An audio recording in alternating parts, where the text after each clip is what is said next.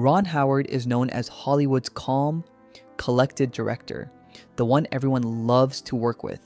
Yet even someone with his patience has limits. Over decades, a handful of high-profile collaborations left him so drained that he quietly decided he wouldn't work with certain actors again. These weren't just casual disappointments, they were experiences that tested his famously even temper, teaching him lessons about creative clashes, ego, and the fragile balance between artistry and collaboration. Take Russell Crowe, for example. During Cinderella Man, Howard faced what he described as one of his most intense directing challenges. Crowe arrived on set with the same intensity he brought to every role, and while his commitment was extraordinary, it clashed with Howard's careful, structured approach. Rehearsals stretched, shots were redone, and tension quietly mounted across the crew. By the end, Howard recognized that their styles simply didn't align. Though the film was praised, he opted not to collaborate with Crowe again. Jim Carrey presented another test of patience on How the Grinch Stole Christmas. Carrey's improvisational genius and energy transformed the production into a whirlwind of creativity and unpredictability.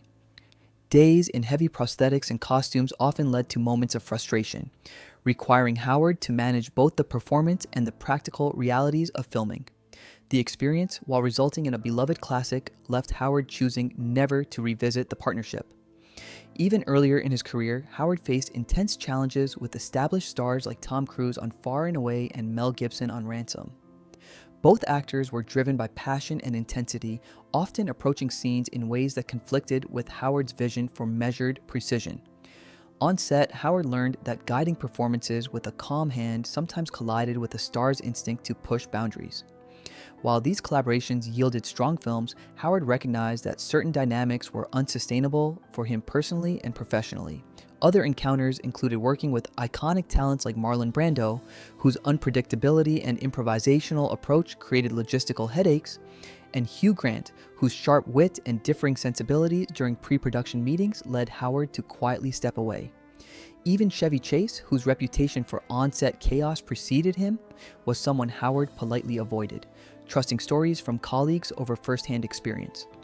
What emerges from these experiences is not bitterness, but clarity. Howard learned to value collaboration where mutual respect and compatible working styles exist, and to step back when artistic approaches diverge too sharply. In Hollywood, where egos, creativity, and deadlines collide, knowing when to say, "this won't work," is as much a skill as directing itself.